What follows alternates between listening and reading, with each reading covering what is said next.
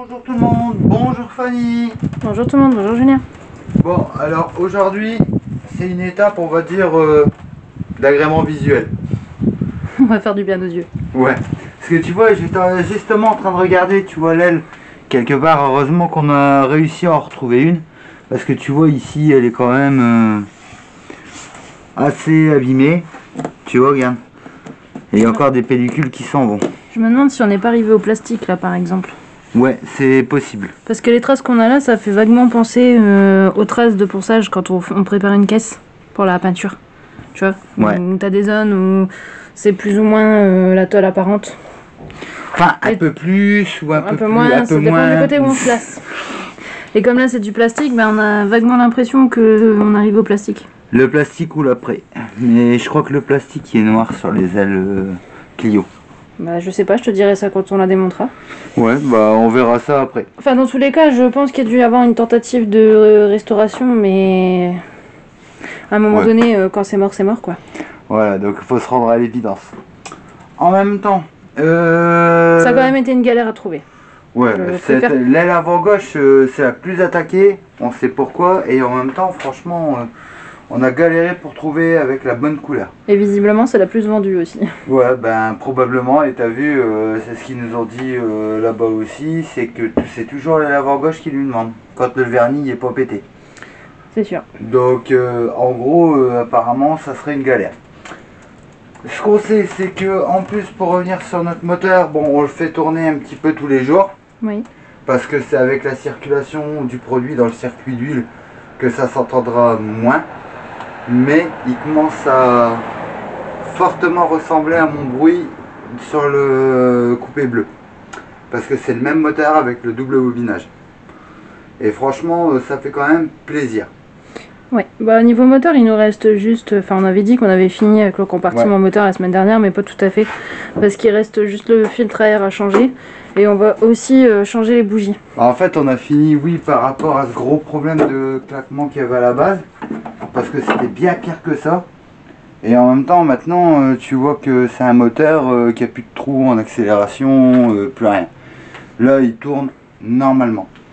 Donc c'est pour ça on va changer nos bougies et le filtre à air. Et en même temps on va régler ce problème de, tu vois, protection thermique. À mon avis, c'est ce bruit là qu'on entend à l'accélération. Bien que j'ai l'impression que ça le fait moins. Oui, bah après tu sais, c'est peut-être parce que c'est un véhicule qui a peut-être pas tourné, qui a pas tourné depuis 6 mois. C'est pas peut-être, un peu plus, je crois, 7 mois, je crois. Oh, 6 ou 7 mois, on est plus à quelques jours près, j'ai envie de dire. Ça va être quelque chose comme ça. On va rapproprier donc notre compartiment moteur.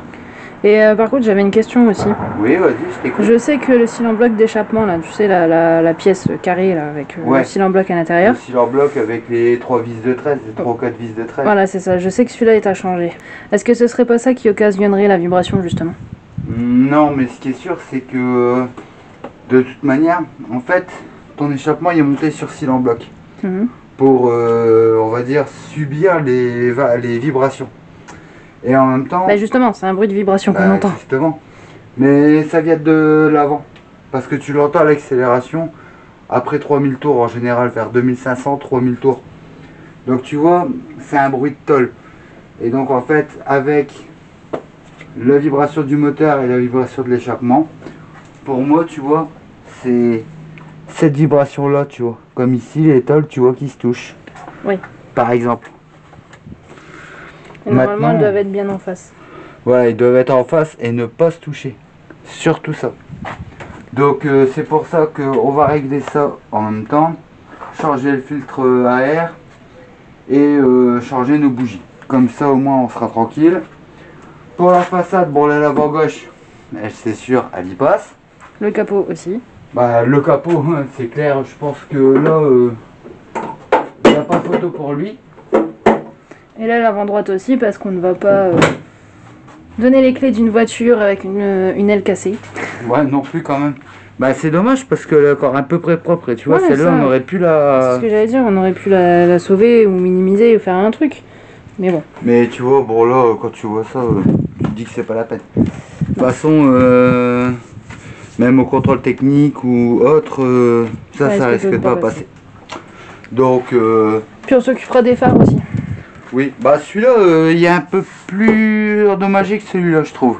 Oui, bah, c'est du nettoyage. Hein. Ouais. Bon, en fait, c'est bien parce que vu que ceux-là ils sont plus ternes que ceux que tu avais sur ta Clio, je vais pouvoir faire voir le résultat final. Je pense que ça devrait se voir. Oui, je pense aussi. Comme ça, au moins, tu vois, vu que là on va être sur la façade avant et puis finir ce qui se passe sur notre moteur, au moins après on pourra continuer à s'avancer sur l'intérieur du véhicule et l'arrière, puis on reviendra sur nos trains de roue. Comme ça, train de roue avant, train de roue arrière. Système de freinage. Voilà, système de freinage aussi, voir si il n'y a pas trop d'usure, voir s'il y a une purge à refaire ou autre. On verra tout ce qu'on peut faire. Dans un premier temps, on a démonté la face avant pour vérifier la structure de la voiture. Maintenant tout est enlevé, on est agréablement surpris parce qu'on voit que niveau corrosion, il y a que dalle. Il n'y a vraiment rien. Regarde, tu vois bien même. Là, c'est parce qu'elle n'a pas été shootée, ça c'est sûr. Elle n'a pas subi de shoot. Même ici, tu vois, généralement sur les Clio. Ça c'est une fake. Ouais. Tu vois, en général sur les Clio, bon les Clio 1, c'est parce qu'avant c'était plus proche de l'aile. Donc est-ce que c'est peut-être pour ça ou pas, mais je sais qu'ils ont amené des modifications sur les châssis Clio 1 et Clio 2. Bon en tout cas, agréablement surpris, il n'y a vraiment aucune corrosion. Tu vois, même dans la baie, c'est ce que je regardais tout à l'heure. Ouais, bah moi aussi j'avais inspecté. Et vraiment, mis à part de la poussière des feuilles et des toiles d'araignée, sinon je n'ai rien trouvé d'autre. Franchement, elle est vraiment propre cette caisse. Ah si, des vis rouillées qu'on a et qu'on va pouvoir remplacer. Oui, mais en même temps c'est un peu normal. C'est franchement, tu vois, regarde même devant au niveau de la traverse, les seuls endroits où tu vois des traces, c'est là où le pare-choc c'est pas de ce côté-là. Là tu le vois pas, mais c'est là, il me semble. Ouais. Il n'y a que ça, mais c'est là où le pare-choc vient se poser. C'est le nid d'abeille du pare-choc normalement qui vient se poser là-dedans. Même la tienne, elle était plus rouillée que ça. Ouais. Parce qu'on avait des légères taches sur la noire, on avait des légères taches ici. Mais là, il n'y a rien. Il n'y a vraiment rien. Tu vois, c'est là où on voit que la caisse, elle valait quand même vachement le coup d'être sauvée. Oui. Parce que quelque part, quand tu vois qu'elle est clean comme ça, et tu vois, c'est l'option où je te dis, je voudrais vraiment faire un moteur qui tourne vraiment nickel. Mais alors là déjà, ça se confirme parce qu'on a des amis qui sont passés ce matin, des amis mécanos, qui me disent, franchement, ton moteur il tourne bien. Je dis, mais bon, j'ai une petite cliquetis maintenant, parce qu'on l'a fait tourner ce matin, ils sont venus quand on le faisait tourner. Mais c'est vrai que qui est nickel. La caisse, à mon avis, elle vaut largement le coup d'être sauvée. Tous les jours encore, on la démarre 1 à 2 fois par jour sûr. Ouais. Histoire de bien faire circuler le produit. Et c'est vrai qu'au fur et à mesure des démarrages, le bruit s'estompe de plus en plus. Voilà. Et je te l'ai dit maintenant, tu vois, c'est le seul résidu qu'on peut en entendre. C'est que ce soit juste un réglage des culbuteurs, tu vois. Culbuteurs, soupape, comme on a fait sur notre projet Clio 1. Mais bon, ça, on pourra s'en occuper d'ici 2 ans, quand on fera la distribution. Comme ça, si y a le moindre petit truc, on pourra carrément déposer l'arbre et puis l'arbre à com et puis refaire ce qu'on a à faire. Ouais. Mais pour moi, c'est juste ça. Et d'ailleurs, on peut peut-être refaire un essai comme ça, de but en blanc. Bah, allez, vas-y. Allez.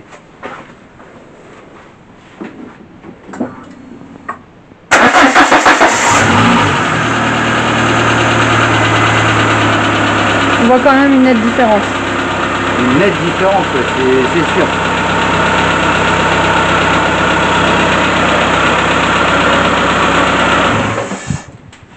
Et franchement, elle tourne bien. Ouais, c'est vrai. On peut elle tourne bien. Tu vois, pour le petit bug de démarrage, on va dire, tu vois, sur le deuxième tour, je pense que ça doit être à cause des bougies, mais bougies, c'est ce qui va se régler après. Parce qu'on va changer les bougies en même temps que le filtre à air, au moins comme ça sera fait. Le filtre il est déjà là et les bougies, on n'a plus qu'à aller les chercher pour les monter. Comme ça, niveau entretien moteur, on sera au carré. On sera au carré. Bien sûr, les niveaux à vérifier. Et t'as vu, elle perd rien non plus en fuite d'huile. Ouais, exactement, c'est vrai, j'avais été voir hier en dessous au cas où. Et c'est vrai que bon, il n'y a rien du tout. Rien du tout non plus. Mais bon, ça après les entretiens, c'est normal, il faut les faire. Vérifier son niveau d'eau, vérifier son niveau d'huile. C'est comme le lave-glace. Il n'y en a plus, il faut en mettre. Puis ainsi de suite. Ouais, la seule chose qu'on a retrouvée, qu'on n'avait pas forcément vu, c'était au niveau du tuyau lave-glace. Ouais. Il y avait un raccord qui avait cassé. Du coup, bon, c'est pareil, on va le remplacer, on va le remettre. Bah de toute façon, on va pas laisser ça comme ça. Non, c'est des raccords sur des raccords, non? Voilà, donc c'est un morceau sur un morceau sur un morceau. On va changer ça, on va refaire ça. Et puis il y avait aussi le pare-boue. Ça c'est la partie avant du pare-boue. Partie avant gauche. Voilà, je sais pas, il en manquait un morceau. Ça doit être dû à une bordure ou à un plot ou un truc comme ça parce que regarde l'avant gauche, regarde la bavette. Vas-y. Alors l'avant gauche, ouais, elle est pliée. Ouais. Oui bon ça c'est pas gênant, on va essayer de la redresser. Tu vois même ici, bon ça c'est normal, c'est des choses qu'on accroche très souvent. C'est comme le pare-choc. Ouais. C'est le premier à prendre en pet shop. Donc en gros, il n'y a que ça. Donc maintenant, ce qu'on va faire, on va reprendre nos éléments de tôlerie qui seront quand même largement mieux. Parce que là, bon, ça avait bien mangé quand même. Esthétiquement parlant, c'était pas le top quand même. Non, même tu vois, bon, si tu peux repenser mettre en peinture, nana, ça aurait été une longue démarche pour et plus coûteux que ce qu'on va faire, c'est-à-dire reprendre un matériel d'occasion, le reprendre, le reposer, puis ça sera nettement plus rapide. Oui, c'est ça. On y gagne du temps et de l'argent. Quand tu vois ici, il y a des chances que le plastique ait apparu. Ouais, je te dis ici, c'est l'effet que ça me donne du moins. Ouais, c'est ce que ça donne. Donc t'imagines, il aurait fallu poncer, apprêter, reponcer, peindre et vernir. Donc ça aurait coûté aisément 50 à 60 balles. Ouais. Alors, pour ce qui en est du remplacement de nos éléments. L'aile avant droite remplacée. Elle est pas mal.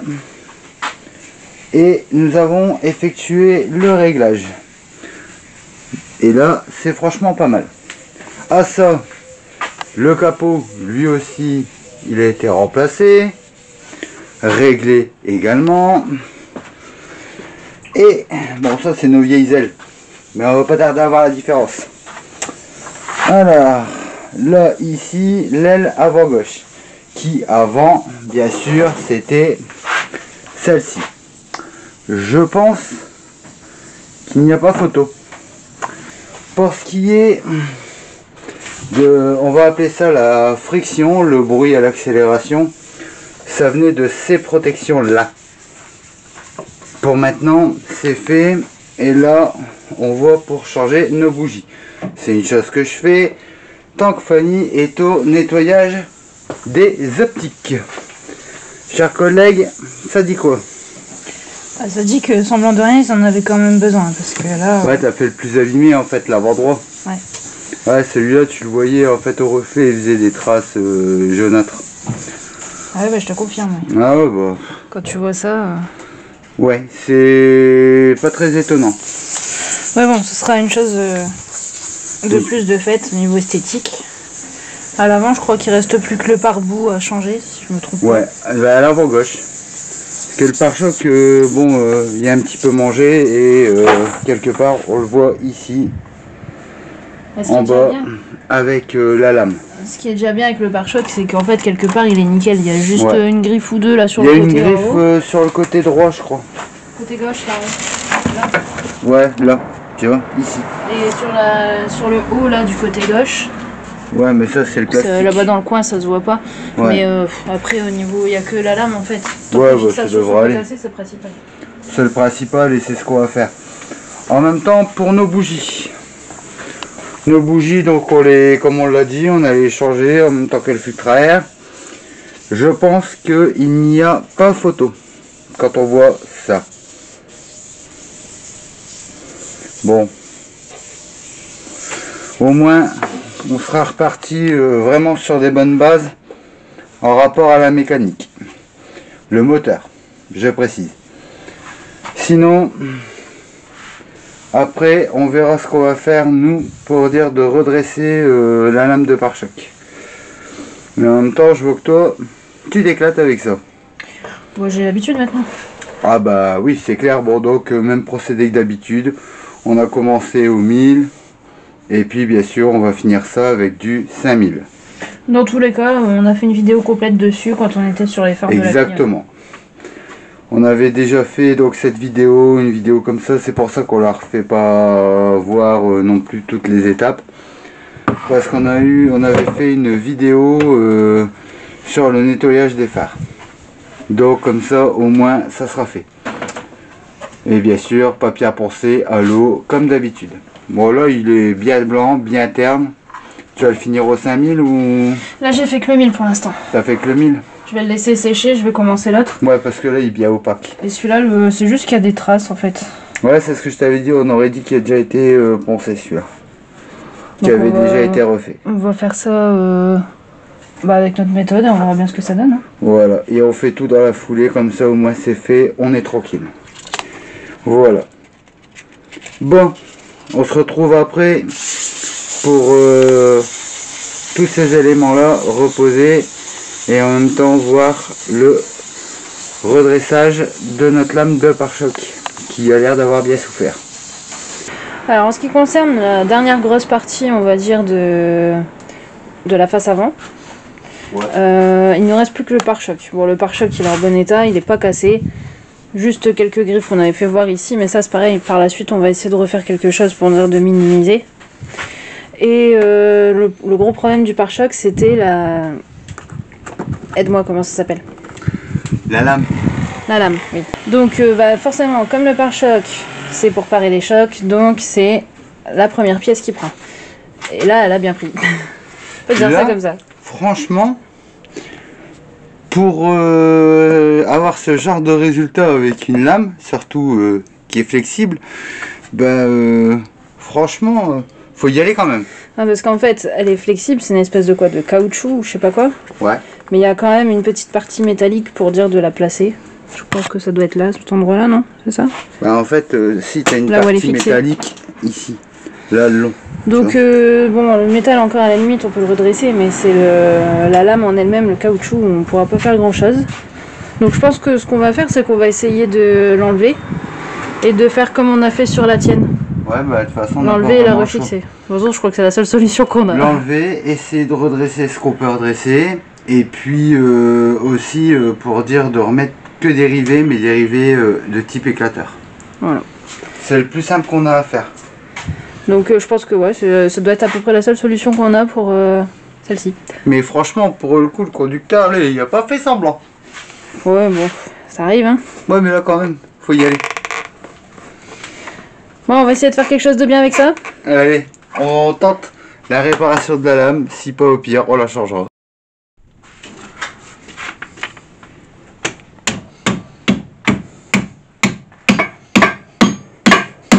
Ce qu'il faut, c'est déjà essayer de lui redonner une forme. Si déjà on peut lui redonner un angle, c'est déjà bien. Et on avait vu que sur les côtés là, par exemple, c'était un peu plus renfoncé, c'était à peu près là il me semble. Ouais. C'était un peu plus renfoncé. Est-ce qu'en redressant cette barre métallique qui sert à fixer la lame sur le pare-choc, tu arriveras à récupérer le renfoncement du caoutchouc? Est-ce que tu me comprends? Oui. Parce que des fois j'ai les explications clean dans ma tête mais elles sortent pas comme il faut. Alors théoriquement oui. Théoriquement. Mais après, bon, on ne pourra pas peut-être rattraper 100% de sa forme originale. Ça, c'est probable.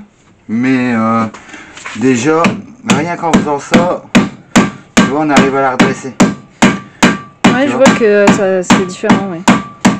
Là, c'est la courbure du pare-choc. Voilà. Après, ce qu'il y a, c'est que le plus dur, c'est que ça va être de lui refaire prendre sa forme sur le pare-choc en lui-même. Oui, bon, ça, on avait fait ça pour la tienne déjà, donc ça a été. Ouais. Pourtant, ouais. La tienne, elle était quand même sacrément abîmée. Plus abîmée que ça, je crois. Ouais. Et en plus, on l'avait changé, puisque à la base, il en manquait complètement un morceau. Ah non, on l'avait plus. On l'avait plus sur notre pare-choc, je crois. Je crois que c'est sur un autre pare-choc. Ah oui, exact. Un autre pare-choc. Le premier pare-choc qu'on avait acheté, phase 1, couleur plastique. Ouais. il en manquait un morceau, donc dans tous les cas il aurait fallu la changer, et du coup bon, la tienne a été plus abîmée que ça, mais on avait réussi à la redresser en la reposant sur le pare-choc. Ce qu'il y a, tu vois, c'est que c'est en plusieurs étapes. Là, je suis sur le même coin depuis tout à l'heure, mais ça fonctionne, tu vois. Bon, on y va avec une petite massette. Pourquoi? Parce que c'est bien plat, puis en même temps au moins tu massacres pas, on va dire, le... Enfin, t'abîmes pas la matière, tu vois. Bah ça va. Comparé à ce que c'était, c'est plutôt pas mal. Bah tu regardes là et tu regardes le reste, j'ai envie de te dire... Tu regardes là par exemple parce que c'était à peu près le même... Ouais, c'était le même problème. Ouais, c'est pas mal. Et là tu vois, on a réussi un peu à le rattraper. Bon, de toute façon, c'est prévu pour être déformable, cette pièce là. Elle est prévue pour être déformable. C'est pour ça que c'est une matière comme ça. Après, le principal c'est d'y aller doucement. Tu vois. En fait, c'est à chaque fois serrer, replacer, desserrer, resserrer et ainsi de suite. En fait, tu fais que ça. Tu vois, mais surtout, une massette c'est bien parce que c'est plat. Ouais. Et en même temps, t'abîmes pas à mettre beaucoup de petits coups, beaucoup de gros coups aussi entre deux. Avec un marteau de taulier, ça peut pas marcher? Pas assez lourd. Pas assez lourd. Il n'y a pas assez de masse en fait. Tu vois? Donc c'est pas assez lourd, pas assez de force pour redresser voilà. cette partie. Tu vois? Là après c'est normal qu'il fasse cette forme. Parce oui, mais ça fait, c'est la forme du pare-choc. Voilà. Et après ça sera à nous de lui refaire prendre sa forme. Ouais, même là on voit en fait que là c'est renfoncé, c'est pas... Ouais. Mais normalement... Mais c'est déjà beaucoup plus beau sur ce côté-là. Bah oui. Ce qu'il y a, c'est que avant on réparait nos pièces. Mais maintenant, il y en a beaucoup qui s'embêtent plus à réparer. Ils changent. Mais je pars du principe où, tant qu'on peut le faire, autant réparer. Bah oui. Ouais. Donc c'est pour ça, c'est un peu plus long d'un côté, oui. Mais en même temps, parce que des lames comme ça, je sais qu'on a ce qu'il faut sur place, mais... Après nous c'est principalement aussi du phase 2 et il y a des modifications à faire. Donc, il y a des modifs à faire. Bon, c'est pas des grosses modifications, mais... Voilà. Vraiment au cas où, si vraiment on puisse pas la refaire quoi. Mais je pense que ça a l'air pas trop mal, franchement, c'est nickel. Oui, bah de toute façon c'est prévu pour être déformable. Cette pièce là, c'est prévu pour ça. Elle est prévue pour absorber les chocs, les descentes de bordure, enfin tout ça quoi. Du coup maintenant qu'elle est en cours de redressage, il n'y a plus qu'à voir comment ça va se placer au niveau du pare-choc. Tu vois, le début a été fait. Oui, bah ça se voit. Ça va beaucoup plus vite. Tu vois la différence entre là et à côté, là, on est en train de taper. Parce qu'en fait, quelque part, avec les mâchoires d'un étau, ça te fait un angle. Tu vois. Et si je me sers de celui-là d'étau, c'est pas pour rien, tu vois. C'est parce qu'ici, tu vois, qui est juste courbé. Tout simplement. Et en même temps, c'est beaucoup plus facile. Bon, du coup, maintenant qu'on voit que ça se présente bien, ouais. Faut voir après, une fois que ça sera fini, voir comment ça se place sur le pare-choc, mais je pense qu'il ne devrait pas avoir de problème. Bon, sachant qu'on sera deux pour la poser. Tu vois, l'avantage, oui, c'est qu'ici, on arrive à quand même rattraper du plan droit, tu vois. Et c'est ça qui est posé contre le pare-choc. Et nous, en fait, on va reposer ça avec des rivets de type éclateur. Alors, pour info, nous, quand on a fait la tienne, là, c'est franchement... C'était les gondoles très droit. Parce que même en essayant de le redresser, ça ressemblait pas du tout à ça. Donc je pense que là-bas, ça devrait aller. On va pas filmer la repose, mais on verra après ce que ça donne. On verra après ce que ça donne et puis on fera un petit débrief de comment ça s'est passé. Qu'est-ce que t'en penses? Bah écoute, pour l'instant, ça se prépare bien. Ouais, je pense que franchement, comparé à ce que toi t'avais, je pense que ça devrait pas être compliqué. Ça devrait aller. On a fini avec le redressage de la lame. Voilà, bah la première partie du redressage. Oui, parce que la deuxième partie, elle se fera à la pose, puisque là, comme on peut voir, elle est plutôt droite. On va dire ça comme ça. Regarde, tu vois, il n'y a qu'une seule partie qui est cassée dessus, mais c'est l'angle. Et l'angle, je mets toujours 2 rivets. Et puis en même temps, avec le nombre de rivets qu'on va lui mettre au mètre carré, j'ai envie de te dire, il n'y a pas de problème. En général, je préfère mieux toujours les mettre tous les 8 à 10 cm. Comme ça, au moins, ça tient et ça bouge plus. Et celle qu'on avait reposée sur la Clio 2 noire, là, qu'on a refait dernièrement, elle était bien plus abîmée que ça et cassée au niveau de la plaque métallique, de la bandelette métallique pour la fixation. Elle était cassée quasiment sur toute la longueur. Et tordue et tout ce que tu veux. Mais donc là, franchement, c'est nickel, c'est bien. On va juste peut-être un petit peu plus galérer à la repose pour lui faire reprendre sa forme d'origine. Ouais. Mais à deux, il y a moyen de faire quelque chose. Franchement, oui. Ça devrait aller. Bon, alors du coup, on va se poser tout ça. Allez. On en a fini avec la lame. Elle est reposée. On n'a pas pu faire voir la pose parce que du coup, on a dû être deux et on n'était pas trop de deux pour le faire. Ouais, bah, c'est ce que je te disais, tu vois, c'est galère. Même si on met une troisième main pour tenir. Mais il faut quand même pousser et percer en même temps. C'est ça, parce que du coup il a fallu lui faire reprendre sa forme. On voit quand même que là il n'y a pas photo, ça c'est sûr. Bah maintenant elle est droite. C'est nickel et c'est plus renfoncé vers l'intérieur comme tout à l'heure.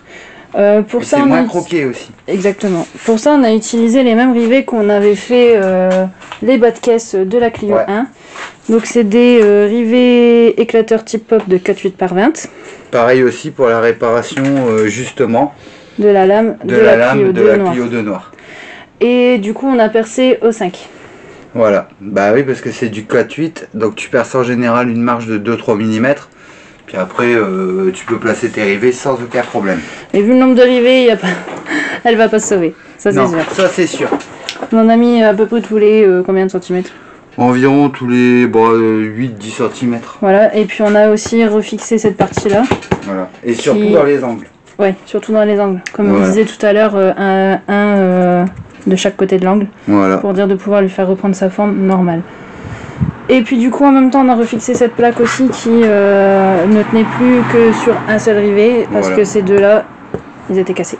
Et en plus, cette pièce-là, c'est difficile à l'avoir sur les pare-chocs de Clio 2 phase 1. Oui, et quelque part, ça a son utilité parce qu'à cet endroit-là, c'est fixé sur le berceau. Voilà, c'est les fixations de berceau. Et en même temps, bon, nous, quand on avait fait la Clio 2 phase 1, j'avais galéré, j'avais trouvé sur un pare-choc tout juste à temps pour dire de pouvoir le reposer. Bon, bah c'est une bonne chose de faite encore. Hein. Bon, sinon, chers collègues, t'en dis quoi? On se le repose ce pare-choc? Avec grand plaisir. Et en plus, ce qui est génial, c'est qu'on n'a pas besoin de la changer. Exactement, et on l'a réparé. Allez. Allez, on y va. C'est parti, on va pas se priver. Ah, exactement. Alors, face avant, ok. Face avant, ok. En même temps, les phares, ils ont été nettoyés, maintenant c'est nickel.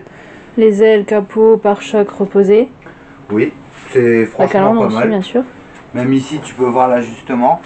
Il est bon. Pour du matériel d'occasion sur du matériel d'occasion, c'est franchement pas mal. La lame, j'ai envie de dire, ça donne un autre profil. Ouais, bon, juste un bon nettoyage. C'est quand même mieux. Voilà. À la suite de ça, bon, le capot, bon, on verra bien ce qu'on va pouvoir faire, mais c'est pas un souci, on verra ça dans les autres vidéos. On pourra faire ça en même temps que le toit, je pense. Ouais, ouais, à peu près, ça sera à peu près en même temps. On sera dans la rénovation, donc... J'essaierai de voir pour minimiser les ces petits impacts là. Bon, ça c'est des coups de gravillon, ça c'est classique. Mais je vais essayer de voir pour le minimiser. Bon, mis à part ça, le capot est quand même nettement plus propre que ce qu'on avait à la base. Oui, c'est sûr. Franchement, je vois celui-là, je me dis, ah, pas photo. Dis sur le aussi, c'est terrible. Ça se voit quand même. Du coup, en fait, il restera à remonter tout ce qui est baie de pare-brise. Bah attends, déjà aussi, je vais tester tout de suite mon ouverture capot. Ah oui, oui, parce que l'ouverture capot, il a fallu nettoyer un petit peu et régler parce que on a failli se retrouver très embêté. Là, ça fonctionne nickel. Voilà. On a failli se retrouver très embêté parce que on n'arrivait plus à ouvrir le capot. Il voulait plus s'ouvrir. Mais en fait, c'est normal, là, c'était un petit grippage entre là et là, ici, où c'était un peu sec. Mais sinon, c'est pas mal. Bon, après le nettoyage, on verra ça plus tard. Hein. Là, vraiment, on est dans l'optique de réapproprier tout ça. Exactement. Donc ce qu'on va faire là, c'est qu'on va remplacer notre moteur à lave-glace. Moteur à lave-glace que tu peux faire voir. Oui, parce qu'en fait, il avait été branché, c'était pas le bon modèle. Ah bah, j'ai tiré dessus, c'est débranché. Il est parti, ouais, mais c'est pas grave, c'est à ce Donc, que j'ai enlevé le chatterton. C'était pas le bon modèle parce que là c'est une prise ovale et nous c'est une prise carrée. Et du coup, on va le changer pour le bon modèle. Et en plus de ça, on voit ici qu'au niveau des tuyaux, il y avait eu un petit schmilblick. Donc on va pouvoir les remettre au propre aussi. Comme ça, au moins, ça sera aussi une affaire réglée. En même temps, on va remonter notre baie de pare-brise aussi. Bras d'essuie-glace, tout le tralala. Exactement. Et le joint là, pas oublier, bien sûr. Oui, bon, on le remettra, ça c'est pas. On va en refaire un, tu vois, ce sera mieux. Et en même temps, c'est dans le but du contrôle technique, bien sûr. Exactement. Parce que nous avons rendez-vous. Ouais, voilà. Ça y est. Nous avons le rendez-vous pour le contrôle technique mardi. Donc, on va remonter tout ça correctement. Oui. En même temps, ce qu'on vérifiera, c'est le système de freinage, un petit peu. Ouais, parce que ça, voilà, avant de passer au contrôle technique. Et puis après, déjà, on aura déjà un premier bilan de santé du véhicule. Voilà. C'est déjà un truc primordial. Ça, on verra ce qui restera à faire. Voilà. Déjà dans un premier temps, et puis voilà. Hein. Bah, de toute façon, des choses à faire, il y a encore pas mal à faire. Ah oui, et bah oui. De toute façon, on va voir ça dans la continuité de nos vidéos. Parce que bon, je sais qu'à l'arrière, on va changer nos ressorts, ça on l'avait dit. Et on verra s'il y a d'autres points qui passent pour le contrôle technique ou pas et tout ça. Et après, il nous restera encore tout l'intérieur à faire. Et après, le reste de fiabilisation, bien sûr. Bien sûr. Bon. Mais bon. Là, en attendant, on va finir de remonter tout ça pour dire de ne pas la ramener avec des pièces en moins. Hein. Quand même. Ça Sinon, serait là, peut-être bien. Ça va pas passer. Là. Sinon, avec ça, chers collègues, avec notre rendez-vous au contrôle technique qui se profile à l'horizon. Oui. Et on verra si on a des défauts à corriger encore en plus ou pas. Oui. Mis à part tout ce qui est déjà prévu. Donc, ce qu'on se dit, c'est Affaire à suivre. Affaire à suivre. À la semaine À la prochaine. semaine prochaine. Et à bientôt. Bientôt.